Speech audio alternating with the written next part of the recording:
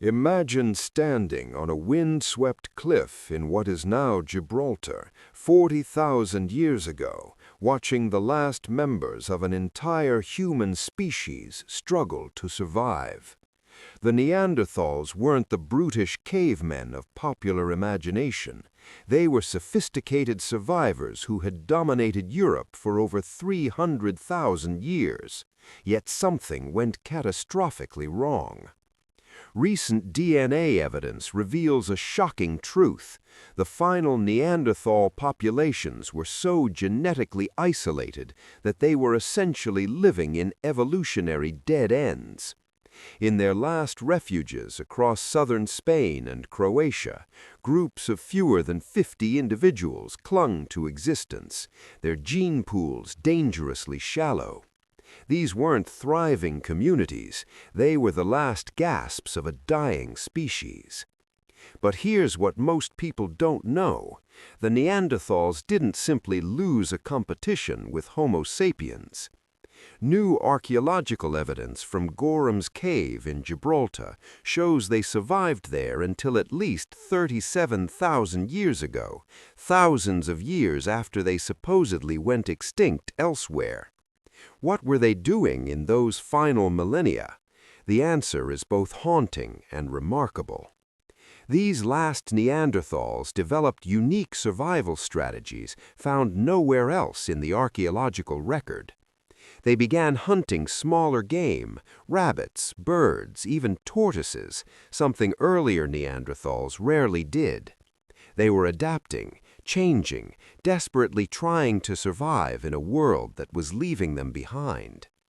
Microscopic analysis of their teeth reveals they were eating marine resources like seals and dolphins, a dramatic shift from their traditional diet of large land mammals. The climate was turning against them. Between 50,000 and 40,000 years ago, Europe experienced violent temperature swings, the Dansgaard-Oeschger events, where temperatures could drop 15 degrees Celsius in just a few decades. Imagine your entire world freezing over in your lifetime. The forests that Neanderthals knew disappeared, replaced by open tundra.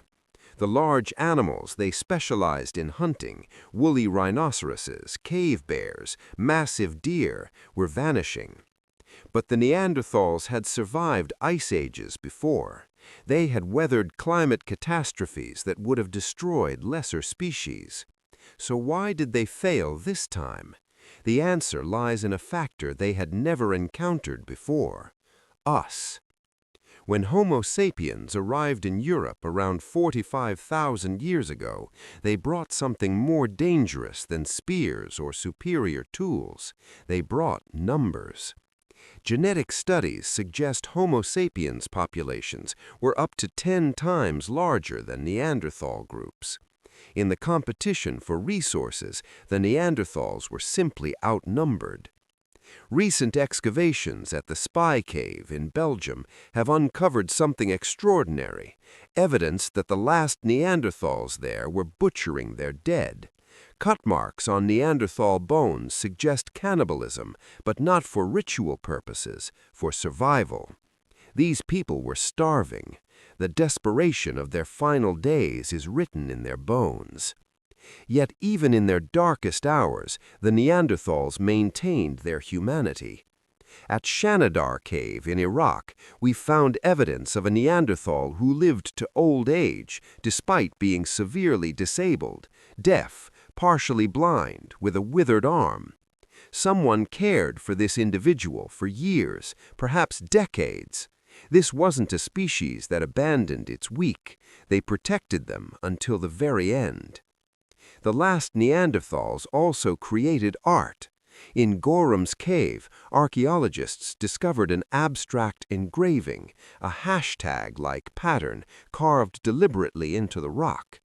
It's dated to the final period of Neanderthal occupation. What was this person trying to say? Were they marking territory, creating a symbol, or leaving a message for a future that would never come? DNA analysis has revealed another stunning fact. The last Neanderthals carried Homo sapiens genes. They had interbred with our ancestors, and those hybrid children survived and reproduced. In their final populations, up to 10% of their DNA came from Homo sapiens. They weren't just competing with us, they were merging with ours, their identity slowly dissolving into ours. But this genetic exchange was largely one way. While Neanderthal DNA flowed into Homo sapiens populations and persists in us today, very little Homo sapiens DNA made it into Neanderthal populations. This suggests something troubling. Neanderthal sapiens hybrid females may have had reduced fertility, a common pattern when closely related species interbreed. Every hybrid child born was another step toward Neanderthal extinction. The last Neanderthal communities showed signs of severe inbreeding. Skeletal remains from their final refuges display abnormalities consistent with generations of mating between close relatives. Their populations had become so small, so isolated, that they had no choice. The genetic diversity that had sustained them for hundreds of thousands of years was gone.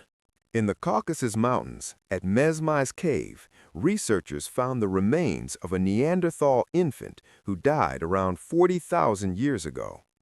Genetic analysis revealed this child was the offspring of parents who were closely related, possibly cousins or even closer.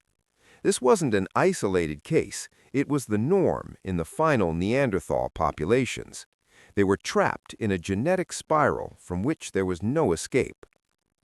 Some scientists now believe the Neanderthals faced a unique vulnerability, their immune systems. When Homo sapiens migrated out of Africa, they brought diseases that had evolved in tropical environments. The Neanderthals, who had lived in Europe for millennia, had never encountered these pathogens.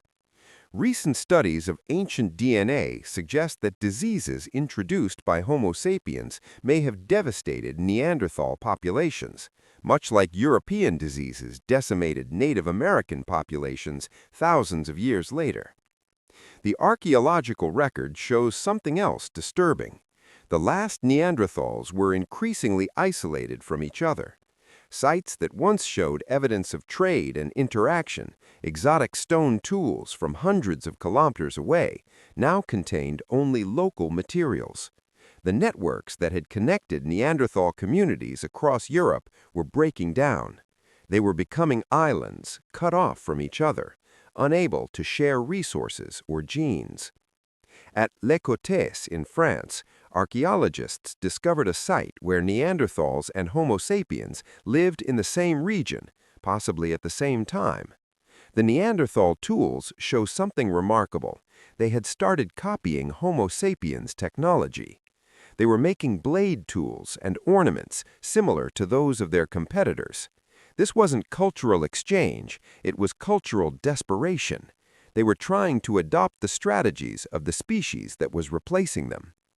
But some evidence suggests the relationship between Neanderthals and Homo sapiens wasn't always competitive. At several sites across Europe, we find Neanderthal and Homo sapiens artifacts in the same layers, suggesting they may have coexisted peacefully, at least temporarily. Perhaps they traded, shared hunting grounds, or even communicated. The last Neanderthals may have known their replacements personally.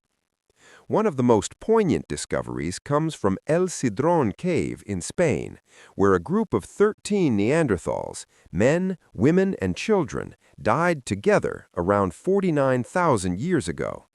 Genetic analysis revealed they were a family group, a father, his brothers, their children. They had been killed and cannibalized, possibly by another Neanderthal. As resources dwindled and populations fragmented, the last Neanderthals may have turned on each other. The final Neanderthal refuges were not random. They clustered in specific regions: southern Iberia, the Balkans, the Caucasus. These were areas with diverse microclimates, where small populations could find shelter in caves, hunt in valleys, and fish in rivers. They were survival zones, the last places where being a Neanderthal was still possible. Recent dating techniques have revealed that Neanderthal extinction wasn't a single event. It was a slow fade. Different populations disappeared at different times over thousands of years. The Neanderthals in France vanished around 41,000 years ago. Those in Italy held on until 39,000 years ago. The Gibraltar population may have survived until 37,000 years ago, or even later. It was a gradual erasure, population by population, valley by valley. What did the very last Neanderthal experience? Imagine being the final member of your species, perhaps not even knowing that you were alone. Did they search for others of their kind? Did they wonder why no one came? The loneliness of that existence is almost unbearable to contemplate. But here's the twist that changes everything. The Neanderthals never truly went extinct. Today, if you're of European or Asian descent, approximately 2% of your DNA is Neanderthal. Some people carry even more. Those final encounters between Neanderthals and Homo sapiens, those hybrid children who survived, ensured that Neanderthal genes would persist long after the last pure Neanderthal died. In fact, some Neanderthal genes have been positively selected in modern human populations.